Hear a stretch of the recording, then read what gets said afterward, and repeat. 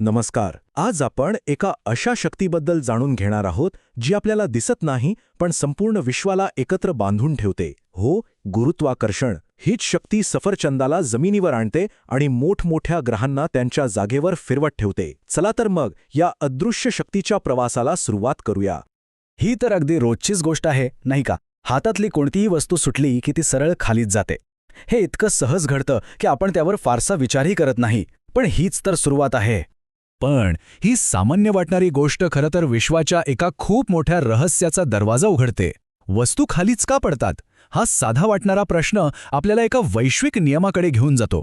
चला पाहूया काय आहे हे रहस्य. तर ही गोष्ट सुरू होते एका सफरचंदापासून.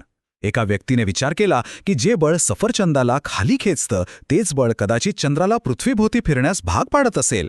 आणि हा विचार करणारे होते सर आयझॅक न्यूटन. ऐकायला थोडं अवघड वाटलं ना? पण हे एकच वाक्य म्हणजे जणू काय गुरुत्वाकर्षणाची नियमपुस्तिकाच आहे. याचा सोपा अर्थ असा की विश्वातली प्रत्येक गोष्ट दुसऱ्या गोष्टीला स्वतःकडे ओढत असते. आणि हा नियम सगळीकडे अगदी प्रत्येक कणावर लागू होतो. कमाल आहे ना? आणि याच मोठ्या कल्पनेला विज्ञानाच्या भाषेत असं मांडतात. घाबरू नका, हे सोपं आहे. F म्हणजे ओढण्याची शक्ती, M1 आणि M2 म्हणजे दोन वस्तूंचं वस्तुमान, म्हणजे त्या किती जग आहेत ते, R म्हणजे त्यांच्यातलं अंतर, आणि G हा एक स्थिरांक आहे जो कधीही कुठेही बदलत नाही. आणि ह्या शक्तीची काही खास वैशिष्ट्ये आहेत. म्हणजे बघा, दोन वस्तूंमध्ये हवा असो की पाणी, या शक्तीला काही फरक पडत नाही. आणि जेवढ्या जोराने एक वस्तू दुसऱ्याला खेचते तेवढ्याच जोराने दुसरी वस्तूही पहिल्याला खेचते.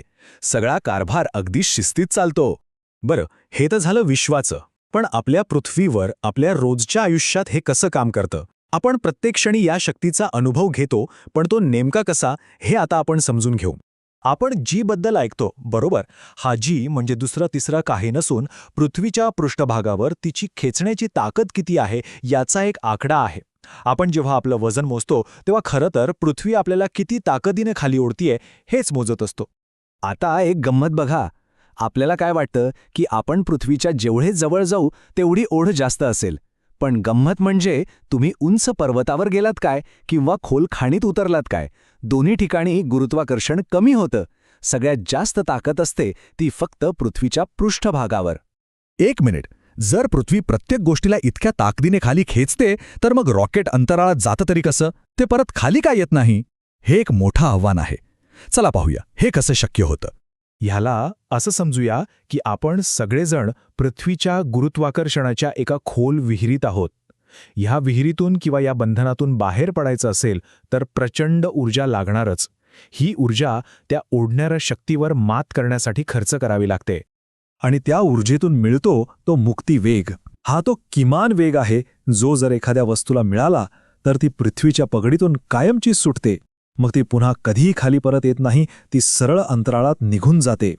आणि पृथ्वीवरचा हा मुक्तिवेग आहे सेकंदाला 11.2 किलोमीटर. कल्पना करा, एका सेकंदात 11 किलोमीटरपेक्षा जास्त अंतर. हा वेग इतका प्रचंड आहे की विचारच करू नका. रॉकेटला अवकाशात जाण्यासाठी कमीत कमी एवढा वेग गाठावाच लागतो. पण गुरुत्वाकर्षणापासून नेहमीच पळून जाण्याची गरज नसते. उलट आपण याच शक्तीचा वापर आपल्या फायद्यासाठी करू शकतो. कसा? चला बघूया. उपग्रह म्हणजे काय हे खूप मजेशीर आहे. समजा एक वस्तू सतत पृथ्वीच्या दिशेने पडत आहे, पण त्याच वेळी ती पुढे इतक्या वेगाने जात आहे की ती जमिनीवर आदळण्याऐवजी पृथ्वीला एक वळसा घालते. आणि हे असं सतत चालू राहतं. याला म्हणतात कक्षेत फिरणं. हा एक प्रकारचा तारेवरचा खेळ आहे. उपग्रहाचा वेग खूप जास्त झाला तर तो अंतराळात भरटकेल आणि वेग कमी झाला तर तो पृथ्वीवर कोसळेल. म्हणून तो एक अचूक वेग साधावा लागतो. याच अचूक वेगाला म्हणतात कक्षीय वेग. याच संतुलनामुळे उपग्रह टिकून राहतात. आता पृथ्वी आणि उपग्रहांच्या थोडं पलीकडे जाऊन संपूर्ण सूर्यमालेचा विचार करूया. आणि आश्चर्याची गोष्ट म्हणजे जो नियम सफरचंदाला आणि उपग्रहांना लागू होतो तोच ग्रहांनाही होतो. फक्त इथलं चित्र खूप मोठं आहे. न्यूटनच्याही आधी केप्लर नावाच्या शास्त्रज्ञाने फक्त आकाशाकडे बघून ग्रहांच्या फिरण्याचे हे 3 नियम शोधले होते. या नियमांमुळेच आपली संपूर्ण सूर्यमाला एका सुंदर शिस्तबद्ध तालात फिरत आहे. केप्लरने सांगितलं कसं घडतं आणि न्यूटनने नंतर सांगितलं की हे गुरुत्वाकर्षणामुळे का घडतं. आणि बघा, आपण फिरून पुन्हा त्याच एका वाक्यावर आलो. एका सफरचंदाच्या पडण्यापासून सुरू झालेली आपली गोष्ट थेट ग्रहांच्या फिरण्यापर्यंत पोहोचली. आणि या सगळ्याला जोडणारा धागा आहे तो हा एकच साधा नियम. हाच विचार आपल्याला पुढे घेऊन जातो. जर इतकं मोठं विश्व एका साध्या नियमावर चालतं, तर अजून कितीतरी रहस्य असतील जी अशाच सोप्या नियमांमध्ये दडलेली असतील, नाही का? विचार करत रहा, प्रश्न विचारत रहा. चला भेटूया पुढच्या भागात एका नवीन आणि रंजक विषयासह.